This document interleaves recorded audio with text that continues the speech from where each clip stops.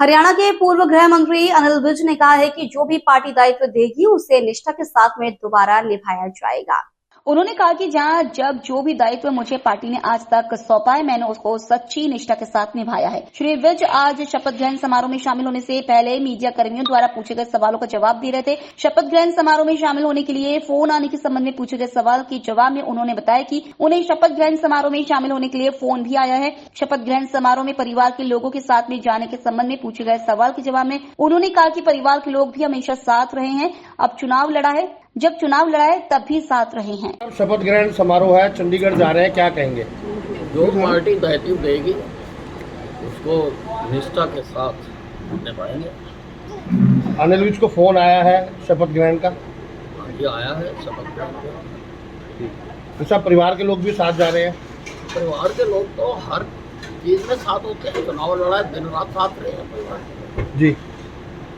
अनिल विज हमेशा बोलते आए हैं कि जहां पर भी पार्टी खड़ा करेगी वहां से छक्के मारेंगे। देखिए, ये बीजेपी का आदमी ही कह सकता है, कोई दूसरा नहीं कह सकता। और जहाँ जब जो मुझे दायित्व पार्टी ने सौंपा आज तक, मैंने उसको सच्ची निष्ठा के साथ निभाया। लोकल से लेकर ग्लोबल तक की खबरों के लिए देखते रहिए सच्ची रिपोर्ट। देसुला यूआईटी द्वारा अवाप्त शुदा भूमि पर अवैध फैक्ट्री ओम इंजीनियर वर्कर्स पर न्यायालय स्टे होने के बावजूद भी मोटी घूस लेकर एईएन अर्पित शर्मा ने दे दिया। विद्युत कनेक्शन कलेक्टर से मिले परिवादी प्रशांत ने बताया कि किस तरह जेवीवीएनएल के अधिकारियों ने मोटी घूस लेकर दे दिया 60 किलोवाट का कनेक्शन। परिवादी ने जेवीएनएल को 2022 से लगातार बताया लिखित व मौखिक बताया अवाप्त शुदा भूमि है। मोटी घूस के चलते सारी शिकायतें रफा दफा कर दी। अपने आप को चौकीदार बता फूलचंद सैनी अतिक्रमणकर्ता ने जेवीवीएनएल पर दावा कर दिया और दावे के जवाब में जेवीवीएनएल अर्पित शर्मा ने शपथ पत्र पेश कर कहा, मुझे नहीं मालूम था कि यह यूआईटी की अवाप्त शुदा भूमि है और इस पर कोई स्टे है। इनको दी गई सारे दस्तावेज और रिकॉर्डिंग पेश कर रहा हूँ।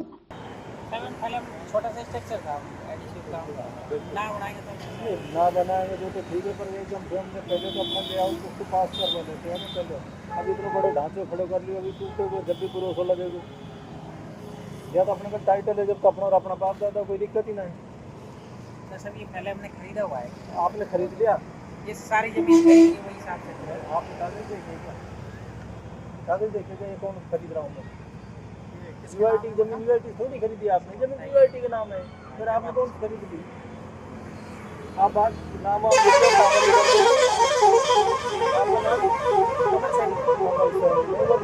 फूलचंद जी कौन है? नहीं वो पाबंद कर दे। क्या नाम है आपका? फूलचंद सैनी।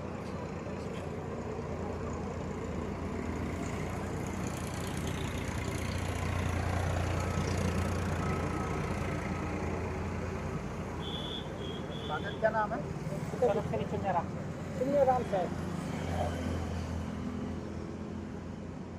ये दुकान अपने थोड़ी डॉक्यूमेंट से लेके आ जाना ना। ये तो पहले की बनी अपनी तो आपके जो भी डॉक्यूमेंट ये भी अपना ना, ये भी ऐसे खाली पड़ा अपना ना है। बस एग्रीमेंट ये दुकान यूआईटी से परमिशन थोड़ी है बनाने की। बगल में अपना परमिशन लो ना पहले, उसके बाद बनाना। तो अभी काम बंद कर देना, मंगलवार को आपके कागज लेके आना। ये कहाँ आना पड़ेगा? यूआईटी में डीएम साहब के पास चले जाना, मेरे पास आ जाना, किसी के पास आ जाना, कागज लेके आना। बिना कागज बता कागज वह तो जब पहले काम आएगा। काम मत करना आप अपना। कोई बात नहीं, काम कागज है भाई। नहीं, भगत सिंह सर्किट पे है ना यूआईटी। आप डीएम साहब यूआईटी से ही यूआईटी में बैठते हैं। यूआईटी तब इतनी मेहरबानी करना, इसका काम मत रोको। काम बंद कर देना, काम मत करना जब तक कोई दिक्कत नहीं, फिर हम दूसरी कार्रवाई करेंगे, कोई फायदा ना है। ना सही बात। जज आपसे जानना चाहेंगे कि ये पूरा मामला है और कब से ये मामला चला आ रहा है?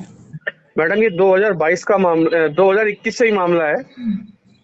2021 में यूआईटी के अवाप्तशुदा भूमि पर ये जानते हुए एमआईए जेवीएनएल ने अर्पित जी ने इस पे कनेक्शन दे दिया कि ये यूआईटी की जमीन है जी।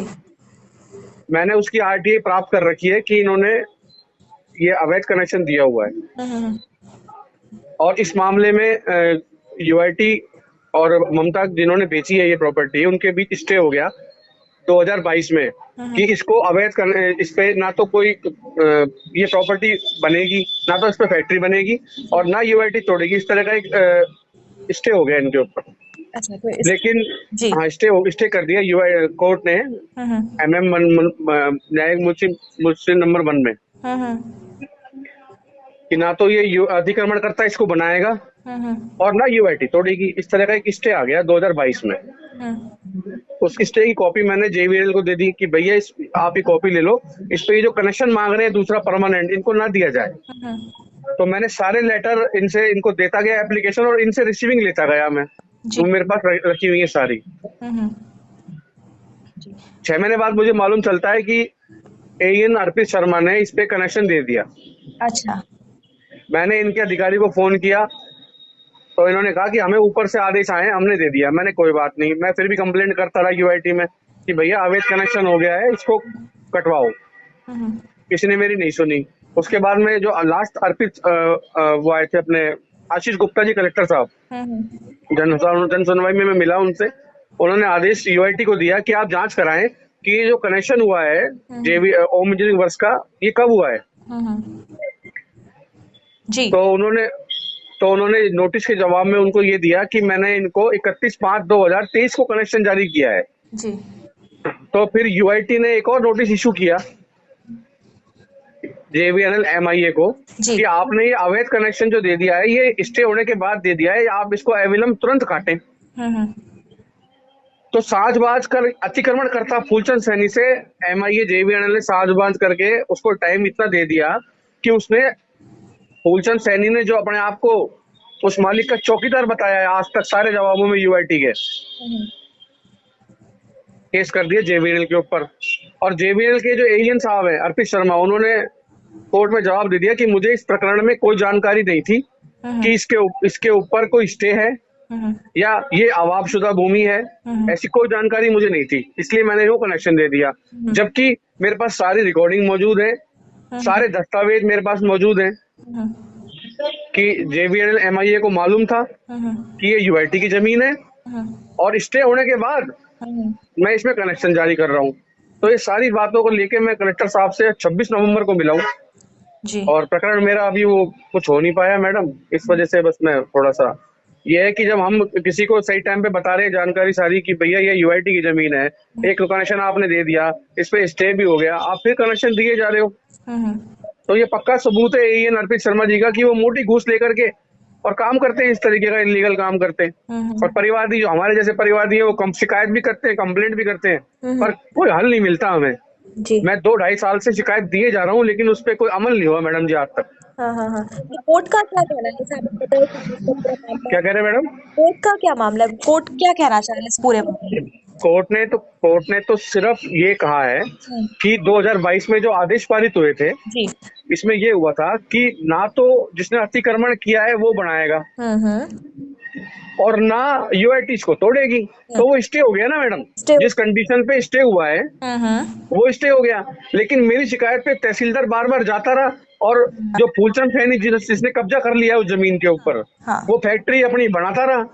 इनके ऊपर कंटेम्प्ट का भी केस लग गया लेकिन फिर भी वो फैक्ट्री बढ़ती चली गई क्योंकि ये पैसे वाले आदमी है। चलिए इन्होंने काम रोका ही नहीं अपना, चाहे कोर्ट के आदेश हो चाहे किसी के भी आदेश। अभी तो मैडम JVNL के MIA ने सारी बातों को जानते हुए मैंने जब सब कुछ बता दिया उनको कि भैया ये मैं आपको शिकायत दे रहा हूँ और लिखित में दे रहा हूँ और ये मुझे बकायदा लिखित में दे रहे हैं, साइन कर रहे हैं कि ये रिसीविंग ऑन फलाना तारीख, ये रिसीविंग ऑन फलाना, और कह रहे हैं रिकॉर्डिंग है मेरे पास इनकी, मैंने भेजी है भाई साहब को। तो वो ये कह रहे हैं कि ठीक है आपने हमें सूचित कर दिया तो इस पे कनेक्शन नहीं हो सकता प्रशांत जी, लेकिन फिर भी कनेक्शन हो गया। तो मैडम एक आम आदमी कितने धक्के खा रहा है और कितनी बार कलेक्टर के दे रहा है, कितनी बार यूआईटी में जा रहा है, कितनी बार JVNL को जा रहा है और न्यायालय के आदेशों की भी इन्होंने धज्जियां उड़ा दी। बिल्कुल। तो मैडम क्या करें बताओ आप। चलिए अब देखते हैं प्रशांत जी कि इस पूरे मामले के बाद जब इस खबर को प्रमुखता से दिखाते हैं, प्रेजेंट किया जाता है, उसके बाद क्या किया जाता है, क्योंकि आपके पास सारे सबूत दस्तावेज मौजूद है और जिस तरीके से पूरा मामला यहाँ पर सामने आया है, तो क्या अब आगे होता है ये देखते हैं।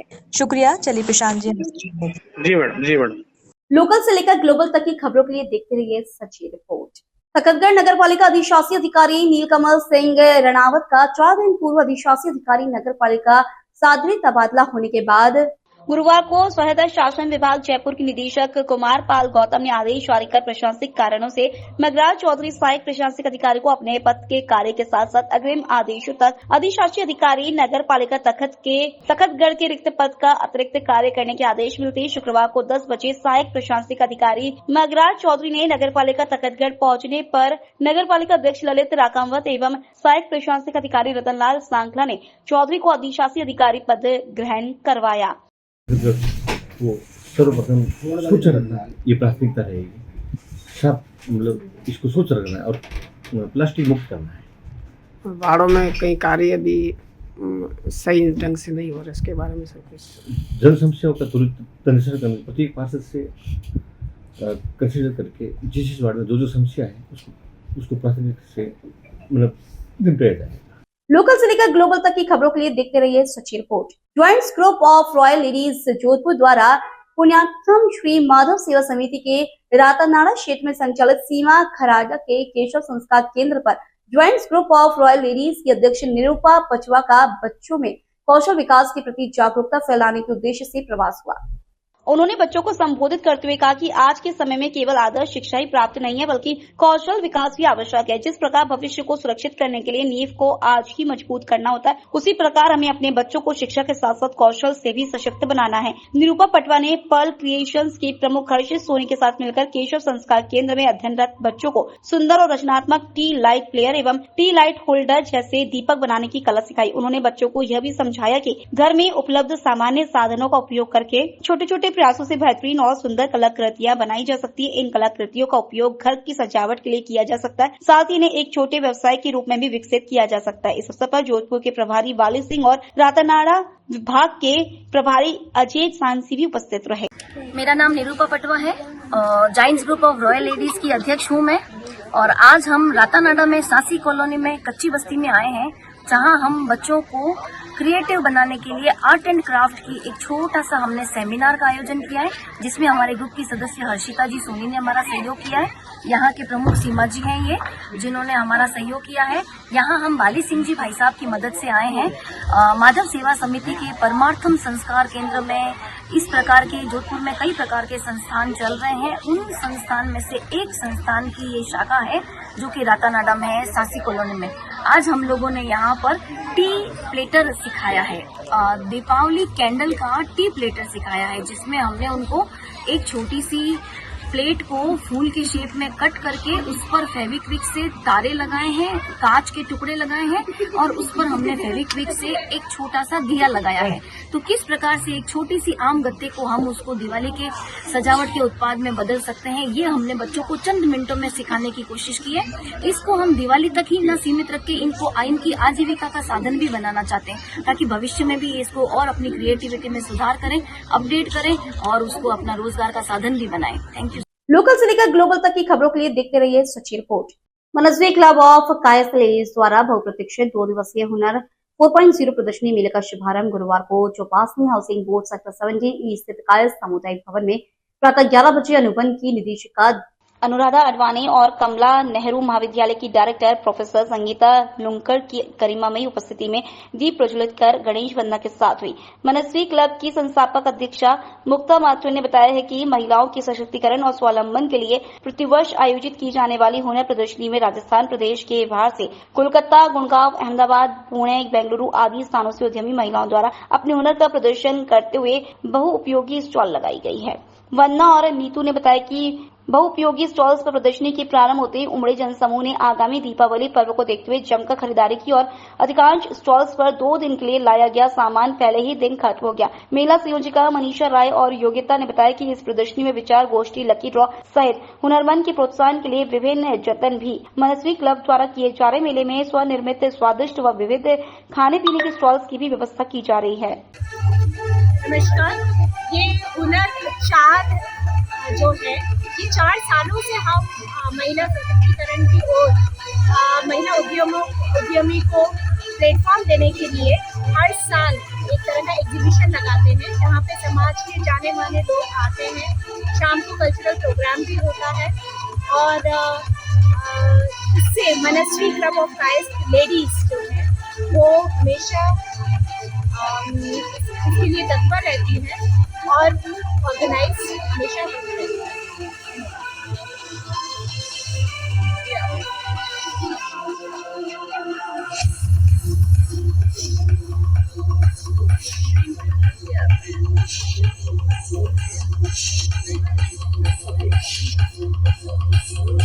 मनस्वी क्लब पिछले 3 साल से ये अपने हुनर प्रदर्शनी लगा रहा है, कायस्थ लेडीज के लिए है। ये चौथा साल है और सभी जो कायस्थ लेडीज हैं हमारे समाज की, उनको एक प्लेटफॉर्म मिलता है अपना बिजनेस एक्सप्लोर करने के लिए। और मनस्वी टीम है, सब एकजुट होकर इसको सक्सेस करने की पूरी कोशिश करती है और मुख्य अतिथि वगैरह आते हैं, इनोवेशन होता है। और इसका पोस्टर का विमोचन दशहरा मैदान में हुआ था, जो गजेंद्र सिंह जी शेखावत जो हमारे पर्यटन और सांस्कृतिक मंत्री हैं, उनके कर कमलों से पोस्टर का विमोचन किया गया था। और मनस्वी के सभी जो हमारे मनस्वी मेंबर्स हैं, उन्होंने दुर्गा स्तुति करके और इस प्रोग्राम को सक्सेस करने के लिए दुर्गा माता से प्रार्थना की और हर साल की तरह ये भी सक्सेसफुल ही होगा, अच्छा ही होगा, ऐसी आशा करता हूँ। कितनी स्टॉलें लगी हैं? 35 हैं स्टॉल्स, 30 तो करीबन हाउस होल्ड चीज़ों की है और 4-5 स्टॉल्स हैं जो फूड स्टॉल्स हैं, जिनमें सब वैरायटी होती है खाने की। शाम को सांस्कृतिक प्रोग्राम होता है हमारे यहाँ पर, बहुत जोरदार रंगारंग प्रोग्राम रहता है और आफ्टरनून के बाद तो फुल होता है ये राउंड। लोकल से लेकर ग्लोबल तक की खबरों के लिए देखते रहिए सच्ची रिपोर्ट। दीपावली की रौनक अब बिखरने लगी है। शहर के मुख्य बाजारों, चौक चौराहों पर अब दीपावली की विभिन्न अस्थायी दुकानें सजने लगी हैं, तो दूसरी ओर शहर के मुख्य बाजारों में अब दीपावली की खरीदारी के साथ वैवाहिक ग्राहक में भी अब तेजी आई है। दीपावली के 10 दिनों बाद ही देवउठनी एकादशी से विवाह समारोह शुरू हो जाएंगे। इसी को लेकर शहर के भीतरी क्षेत्र के बाजारों के साथ अब लोगों की अपने परिवार के साथ जमकर खरीदारी कर रहे हैं। वहीं व्यापारियों का कहना है कि अब वैवाहिक घर परिवार वाले अब विभिन्न मुहूर्त को ध्यान में रखकर भी खरीदारी कर रहे हैं। शहर की प्रमुख रूप से भीतरी व बाहरी क्षेत्र घंटाघर, कटला बाजार, चित्रा सिनेमा बाजार, सोस्ती गेट, त्रिपोलिया बाजार, सरदारपुरा, पावटा, आखलिया, जालूरी गेट, जूनी मंडी, महामंदिर, मिर्ची बाजार, जालूरी गेट, बारी, खांड, फालसा, जलजोग चौराहा इत्यादि पर दिन भर शहर के मुख्य बाजारों के चौक चौराहों पर अब दीपावली के आइटमों की अस्थायी दुकानें सजने लगी है। वहीं इन दुकानदारों का कहना है कि अभी ग्राहकी कम है, पर कुछ दिनों में तेजी आ जाएगी। त्रिपोलिया में उमड़ रही है भीड़। शहर के कपड़ा बाजार त्रिपोलिया में दीपावली व वार्षिक व वैवाहिक खरीदारी की दुकानों और शोरूमों में दिन भर भारी भीड़ उमड़ रही है।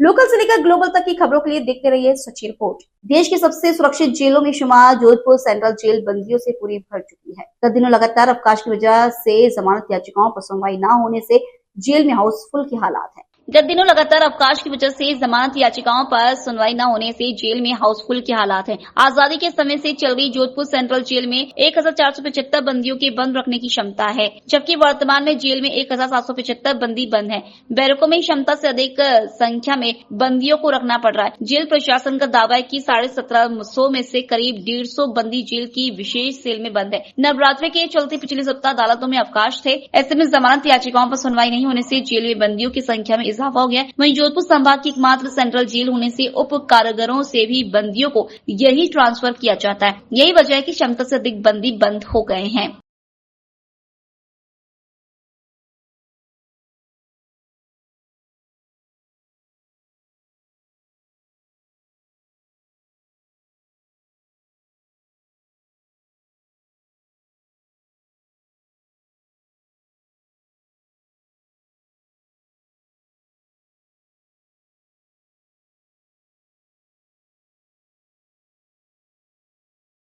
लोकल से लेकर ग्लोबल तक की खबरों के लिए देखते रहिए सच्ची रिपोर्ट। उत्तर पश्चिम रेलवे की ओर से दिवाली के त्योहार पर भीड़ को देखते हुए करीब 47 स्पेशल ट्रेनों का संचालन किया जा रहा है। वहीं एयरलाइंस की ओर से विमानों के किराए में काफी बढ़ोतरी की है। इसी प्रकार कुछ ट्रेनों में भी सीट फुल है। उत्तर पश्चिमी रेलवे की ओर से दीपावली के त्योहार पर अतिरिक्त यात्री भार को देखते हुए 29 व अन्य रेलवे की ओर से 18 स्पेशल ट्रेनों का संचालन किया जा रहा है। कुछ स्थानों के लिए संचालित होने वाली ट्रेनों में 100-120 तक वेटिंग चल रही है। दिल्ली के लिए कुल 30 ट्रेनें संचालित, रेलवे की ओर से प्रतिदिन साप्ताहिक व स्पेशल ट्रेन मिलाकर करीब 30 ट्रेनों का संचालन किया जा रहा है। वंदे भारत एक्सप्रेस का जयपुर से दिल्ली का चेयर कार 880 एवं एग्जीक्यूटिव क्लास का 1650 रूपये प्रति यात्री किराया है। वहीं डबल डेकर में चेयर कार का 500 व एग्जीक्यूटिव क्लास का 1205 रूपये प्रति यात्री किराया है। इसी प्रकार जयपुर से दिल्ली का विमान किराया करीब 2200 रूपये प्रति यात्री है।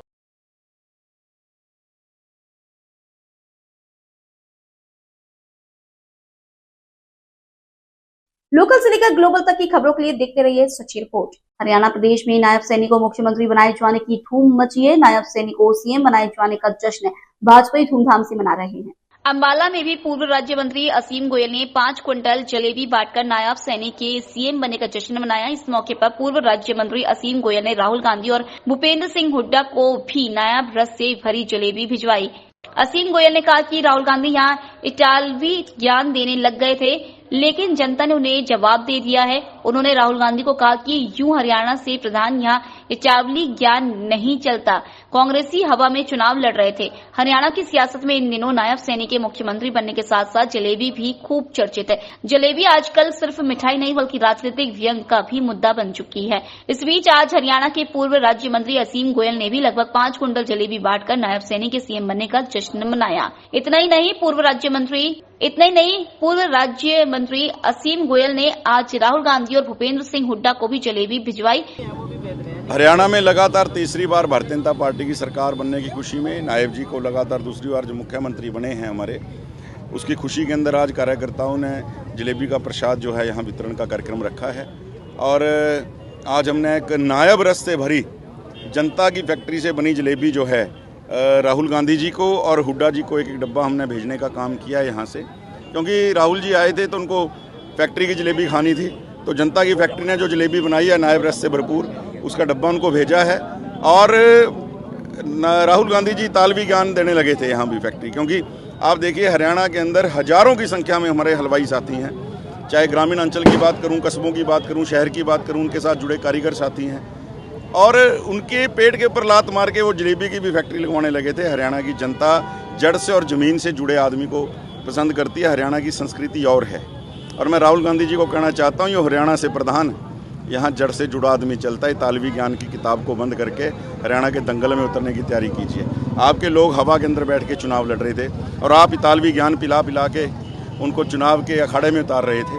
जनता ने अपना जवाब दे दिया है और आज उसी जनता की फैक्ट्री के बनी हुई जलेबी जो है हमने दोनों नेताओं को पार्सल किया है। बीजेपी की सक्रियता सदस्यता शुरू होगी, इसको लेके क्या कहेंगे? मोदी जी पहले सदस्य बने। देखिए, नरेंद्र मोदी जी हमारे जननायक प्रधानमंत्री को पहला सक्रिय सदस्य बनाया गया।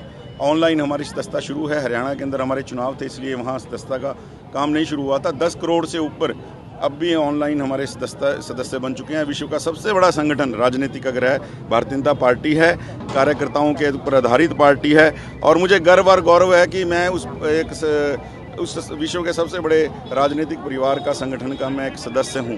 और नरेंद्र मोदी जी ने पहला सक्रिय सदस्य बनकर इसकी शुरुआत की है। हम भी सभी सक्रिय सदस्य अभी बनेंगे और बनाएंगे भी। कैप्टन अजय यादव ने पार्टी से इस्तीफा दिया है, इसको कैसे देखते हैं? देखिए, कांग्रेस जितने भी इनके ज़मीन से जुड़े लोग हैं इनको दरकिनार कर रही है और एक एक करके सभी जो हैं निकल रहे हैं। पहले इनकी गुटबाजी रही टिकट लेने के लिए, फिर सीएम बनने के लिए। अब नेता प्रतिपक्ष के लिए जिस प्रकार जूते चल रहे हैं, बूथ अध्यक्ष से लेकर राष्ट्रीय अध्यक्ष बनने तक इनके जूते चलते रहे हैं और चलते रहेंगे आगे भी, क्योंकि इनके नेतृत्व अभी ज़मीनी हकीकत को समझा नहीं है। और मैं तो इनको एक बात कहना चाहता हूँ, इब्तदाए इश्क है रोता है क्या, आगे आगे देख होता है क्या। ज़मीन से जुड़े सारे कार्यकर्ता कांग्रेस को छोड़ जाएंगे। लोकल से लेकर ग्लोबल तक की खबरों के लिए देखते रहिए सच्ची रिपोर्ट। नायब सैनिक के दूसरी बार मुख्यमंत्री पद की शपथ लेने की खुशी में पूर्व मंत्री असीम गोयल ने राहुल गांधी और हुड्डा को नायब रस से भरी जलेबी कोरियर की है। इसके साथ ही अम्बाला की जनता को देसी घी में बनी जलेबियां खिलाकर उनका मुंह मीठा करवाया। इस दौरान असीम ने विपक्ष पर तंज कसते हुए कहा कि कांग्रेस की आपसी खींचतानी ही उन्हें डुबा देगी। नायब सैनी के तीसरी बार मुख्यमंत्री पद की शपथ लेने के बाद पूरे प्रदेश में जश्न का माहौल है। इस जश्न को मनाने के लिए अम्बाला में आज पूर्व मंत्री असीम गोयल ने जलेबियां खिलाकर सभी का मुंह मीठा करवाया। इस दौरान भारी संख्या में कार्यकर्ता मौजूद रहे। देसी घी में बनी लगभग 5 कुंटल जलेबियां लोगों के बीच जाकर खुद पूर्व मंत्री असीम गोयल ने बांटी। इस दौरान सभी कार्यकर्ता खुशी में झूमते दिखाई दिए। इस दौरान पूर्व मंत्री असीम गोयल ने विपक्ष पर तंज कसते हुए कहा कि आज कार्यकर्ताओं द्वारा जलेबी का प्रसाद वितरित किया जा रहा है। एक एक डिब्बा राहुल गांधी और भूपिंदर हुड्डा को भी भेजा गया है, क्योंकि राहुल गांधी को हरियाणा में जलेबी की फैक्ट्री लगानी थी, इसलिए नायाब रस से भरी जलेबी उन्हें भेजी गई है। राहुल गांधी फैक्ट्री लगाकर लाखों हलवाई के पेट पर लात मारना चाहते थे, लेकिन हरियाणा की जनता ने ऐसा नहीं होने दिया। देखिए, तीसरी बार भारतीय जनता पार्टी की सरकार हरियाणा में लगातार आई है। नायब जी दूसरी बार लगातार मुख्यमंत्री बने हैं। आज कार्यकर्ताओं द्वारा ये जलेबी का प्रसाद वितरण का कार्यक्रम रखा गया है और एक एक डिब्बा हमने राहुल गांधी जी, चौधरी भूपेंद्र सिंह हुड्डा जी को भी जलेबियों का भेजा है, क्योंकि राहुल गांधी जी को हरियाणा के अंदर जलेबी की फैक्ट्री लगानी थी। तो नायब रस से भरी हुई हरियाणा की जनता की जो है फैक्ट्री ने जो है उनसे द्वारा बनाई गई जलेबियां हमने आज राहुल गांधी जी और हुड्डा जी को भेजी हैं, क्योंकि राहुल गांधी जी तालवी ज्ञान पढ़ के आए हैं। हजारों की संख्या में हमारे हलवाई साथी, उनके कारीगर पूरे हरियाणा में हैं, ग्रामीण अंचल में है, कस्बों में है, शहर में है। आप फैक्ट्री लगा के उन सबके पेट के ऊपर लात मारना चाहते थे। और लड्डू और जलेबी तो आज भी हमारी अंतर्राष्ट्रीय मिठाई है गाँव ग्रामीण अंचल में।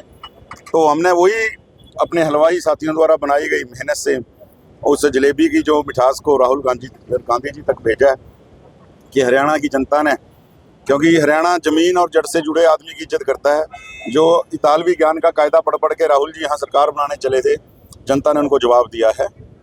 आज इसी के नाते आज कार्यक्रम अजय सिंह यादव ने कांग्रेस से ये जमीन से जुड़ा प्रत्येक आदमी आज कांग्रेस से किनारा कर रहा है। कांग्रेस के अंदर जैसे मैंने कहा कि इतालवी ज्ञान की किताबें पढ़ा के राहुल बाबा एसी कमरे में बैठ के जो कभी मैकेनिक बन जाने से, ट्रकों में चढ़ जाने से, खेतों में धान लगाने से आदमी नेता नहीं बनता। आदमी अपने व्यवहार से, अपने कर्म से नेता बनता है। आज नायब सिंह सैनी जी की लोकप्रियता इस देश के अंदर चरम के ऊपर पहुंच गई है, क्योंकि उनका व्यक्तित्व और व्यवहार वैसा है। राहुल गांधी ट्रकों में चढ़ते हैं, कभी मैकेनिक बन जाते हैं, कभी टैक्सी साथियों, जानना चाहिए, हम उसके खिलाफ नहीं है, लेकिन उसको अपने व्यवहार में लाना चाहिए। जहाँ आपकी सरकारें हैं, आपने जितनी काम किए, क्या आपकी इन तीनों राज्यों की सरकारों ने उनके लिए कोई अलग से विशेष पैकेज दिया? तो ये दिखावा अलग चीज है, व्यवहार अलग चीज है। जनता व्यवहार को पसंद करती है। जमीन से जुड़ा हर एक आदमी आज कांग्रेस से किनारा कर रहा है। इलेक्शन से पहले कांग्रेस में थी और इलेक्शन के बाद अब हार गए हैं, तो विपक्ष का नेता बनने की देखिए, इनके यहाँ तो बूथ अध्यक्ष से लेकर राष्ट्रीय अध्यक्ष तक बनने की होड़ रहती है। हमारे मुख्यमंत्री इतनी सफाई से बदल दिया जाता है, कोई छू भी नहीं करता। इनके जूते चले, जूतों में खीर बंटती है कांग्रेस के हर पद को लेके, और वो जूतों में खीर आज भी बंटती रहेगी, आगे भी बंटती रहेगी। और कांग्रेस का ऐसे ही सफाया इसके कार्यकर्ता ही करेंगे, इसके नेता ही करेंगे। तो मेरे तो 2 लाइनें याद आती हैं, इब्तिदाई इश्क है, रोता है क्या, आगे आगे देख होता है क्या। लोकल से लेकर ग्लोबल तक की खबरों के लिए देखते रहिए सच्ची रिपोर्ट। फरीदाबाद के भांकरी गांव में बीती रात लगभग 2:30 बजे गैस सिलेंडर फटने से पूरा घर भरभरा कर गिर गया और इसी दर्दनाक हादसे में परिवार के 4 लोगों की मौत हो गई। वहीं मलबे में दबकर पशुओं की भी मौत हो गई। बताया जा रहा है कि हादसे में मरने वालों में परिवार के दादा दादी और पोते और बहू शामिल है। धमाके की आवाज सुनकर गांववासी मौके पर पहुंचे और शासन प्रशासन को सूचना दी। मृतक परिवार के रिश्तेदार विजय सिंह के अनुसार रात को 2:30 बजे के आसपास लाइट गई थी और जब लाइट आई तो सिलेंडर में धमाका हो गया। दिखाई दे रही तस्वीरें भाकरी गांव की है, जहां बीती रात लगभग 2:30 बजे उस समय धमाका हुआ, जब लाइट जाने के बाद दोबारा से जब लाइट आई। मृतक परिवार के रिश्तेदार विजय सिंह और पड़ोसी के अनुसार हादसे के समय परिवार के लोग छत पर सो रहे थे। उन्होंने बताया कि इस धमाके के बाद पूरा घर खंडर में तब्दील हो गया और 4 लोगों की मौत हो गई। नाम क्या है आपका? नाम विजय सिंह फागना। विजय जी, कौन थे मरने वाले आपको? ये मेरे परिवार के चाचा के लगे। क्या हुआ क्या? एक्चुअली ये रात को 2:20 पे ये लाइट गई हुई और अंदर न जाने, ये तो जो ऑन द स्पॉट वो चले गए और एकदम ये ब्लास्ट हुआ सिलेंडर फटने की वजह से 4 डेथ हमारी वहाँ। कौन कौन थे घर में, कौन से सर जी, ये एक्चुअली ये शॉप थी हार्डवेयर की, उसके ऊपर इन्होंने एक रहवास बना रखा था, एक ही रूम, तो उसमें थे। उसमें कौन कौन लेटे हुए? उसमें तो सर जी, उनकी वाइफ और एक पोता।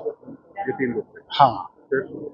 और ये तीनों तो वहीं, इसके पीछे इनका मकान है, सरजीत के भाई के लड़के की घरवाली। तो जैसे दीवार गिरी है उधर, तो उनकी वहाँ डेथ हो गई। वहाँ उसके सरजीत जो है उनके भतीजे की, हाँ वो एक्सपायर हो गई।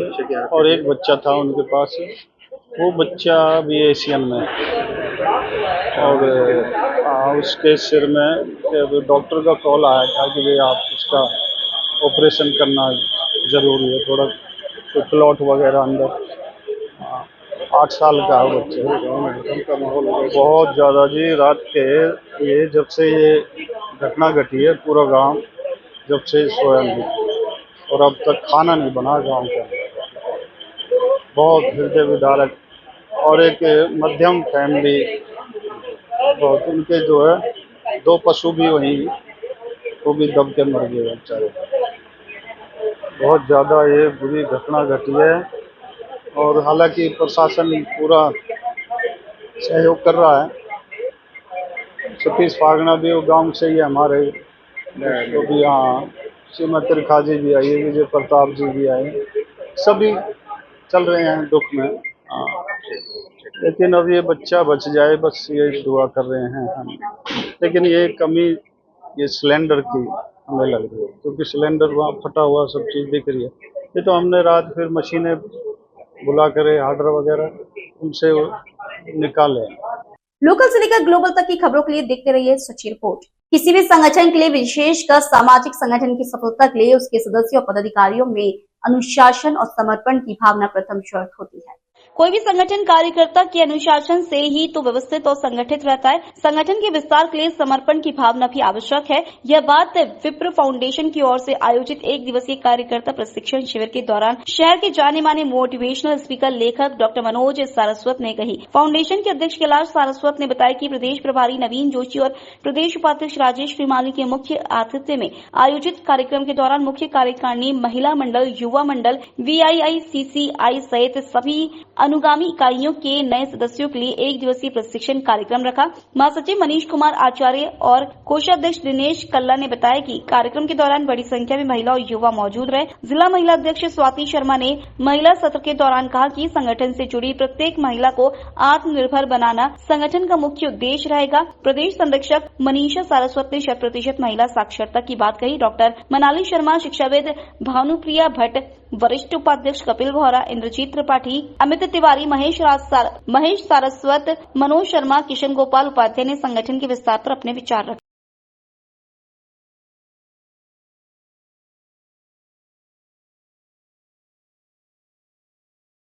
लोकल से लेकर ग्लोबल तक की खबरों के लिए देखते रहिए सच्ची रिपोर्ट। अजमेर जिला पुलिस अधीक्षक वदंता राणा ने शुक्रवार को अरई पुलिस थाने का औचक निरीक्षण किया।